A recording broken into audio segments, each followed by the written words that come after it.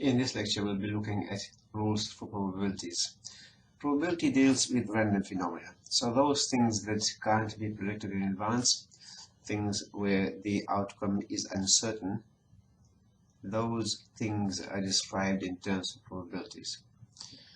So a random experiment is one for which we don't know the outcome in advance. So here we generate an outcome that can only be described in terms of probabilities. The typical examples are throwing a dice or tossing a coin. We look at the sample space, which is just the set of all possible outcomes. So if I toss a coin twice, then the possible outcomes are either two heads, or a head and tail, or tail first and then head second, or two tails. This is all the possible outcomes from this particular experiment. Any outcome of this sample space is called an elementary event. For example, just heads followed by head is an elementary event. An event is just any element of the any subset of the subspace of this set. So any subset of this sample space is an event. So here is a set of 3 events from there, and so this is an event, and I can describe this in words as at least one head. So either 2 heads, the first is a head, or the second is a head.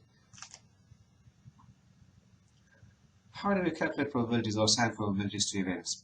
Well, the simplest way is to take a look at all the possible outcomes, total number of outcomes, and take a look at those that are favorable to my event A. So probability of A I can define as all the outcomes favorable to A divided by the total number of outcomes. So if I toss a coin twice and I want the probability of 2 heads, there's only one possibility of 2 heads out of a total of 4 possibilities altogether. So probability of 2 heads is a quarter. If I say at least one head, then there are 3 possibilities, as we saw earlier. At least one head has 3 particular possibilities out of a total of 4. So in this case, my probability for 3 heads, for at least one head, is 3/4. And of course, probability for no head is the same as probability of all tails, both tails, and that's 1/4.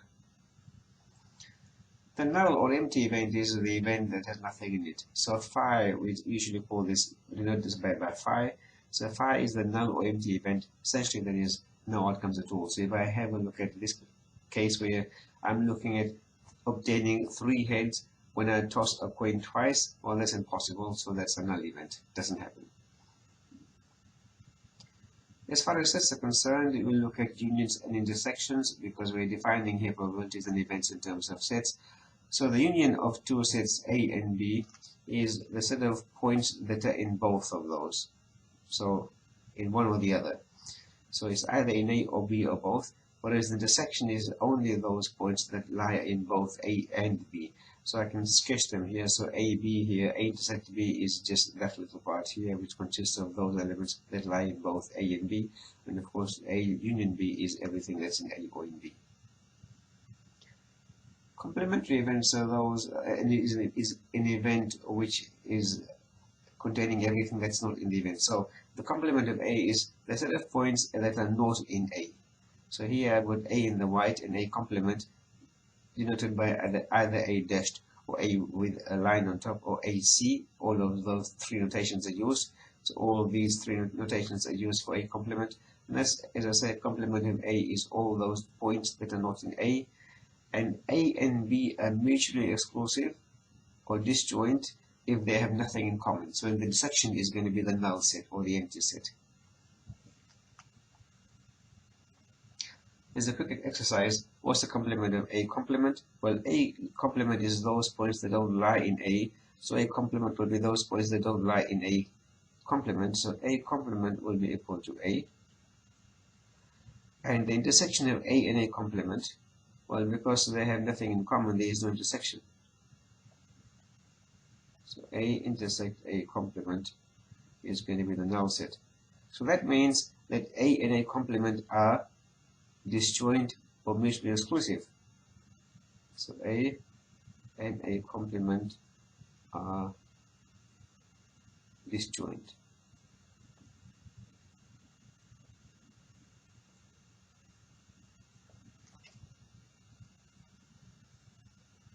Quick example, if I toss 2 coins and A here denotes the event the first toss yields a head.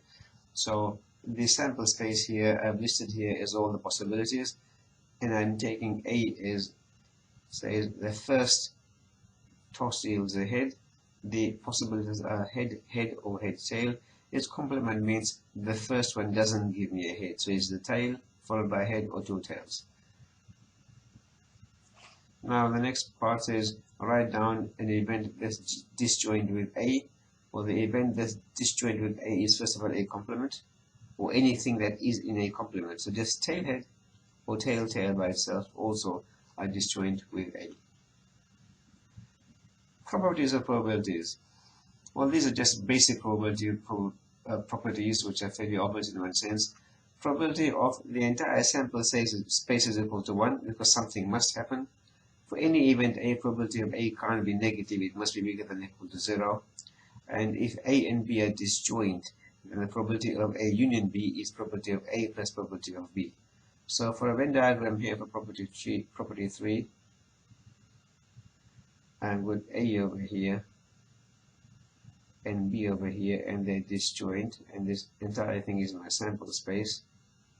Then probability of A union B is everything in A, and then also everything in B. You can see clearly I can just simply take a look at the points in A and points in B separately, and I can find probability of A and probability of B separately. That's how I find probability of A union B. Kolmogorov was one of the great mathematicians in the early part of the century who worked in probability theory. You can search for him if you wish. From those rules, we can derive some other ones here. The first is probability of the null set is going to be 0. There's nothing in there, then that will be no possibilities at all, that will be 0. Probability of a complement is 1. Take probability of A, because essentially probability of a complement is everything that's not in A, so that's everything outside A.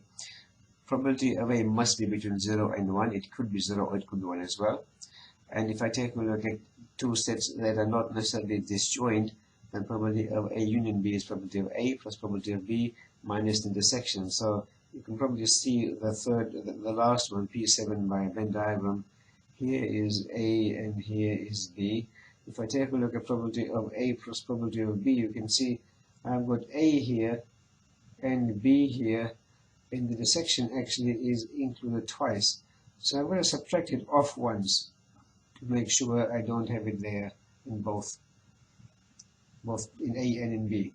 So that those rules are fairly obvious, and it won't be very hard for you to remember them. Here are proofs of those particular results. I want to go through them here. You can have a look at them yourself, and you can ask questions if you have any questions. An example here to finish off. Probability of A is 0.4, probability of B is 0.5, and probability of A intersect B is 0.3. I want to find out probability of at least one of A and B occurring. Probability of at least one of A and B occurring is probability of A union B. In other words, A occurs or B occurs or both occur. And I simply use the rule probability of A plus probability of B minus intersection. And I put the numbers in 0.4 probability of A, 0.5 probability of B, and the intersection is subtracted. I get 0.6 of A here for the answer. The next part says only A occurs. Well, if only A occurs, then I draw a Venn diagram over here. You can see what's going on.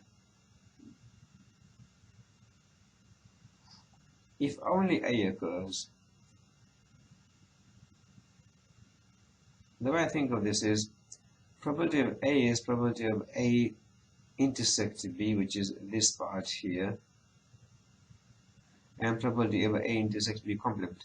So this part is A intersect B. And this part here is A intersect B complement. So this is A without B. So we read this as A with B and A without B. In other words, A can happen when it happens with B or happens without B. So once I've got that statement down there, if I want probability of only A happening, this here, A intersect B complement, is only A happening. The B doesn't happen here. So that's what I'm after here, probability of A intersect B complement. And if I turn this around, this is equal to probability of A minus probability of A intersect B. I have probability of A is 0.4, probability of A intersect B is 0.3, so that comes to 0.1. Part C says neither B nor A occurs. If neither B nor A occurs, essentially that means I'm looking at A, this is A or B, neither of them occurring is a complement, so it's 1 minus probability of A union B, and that's 1 minus 0.6 from part A, that's 0.4. So we'll stop there with this lecture. We'll carry on afterwards. Thank you.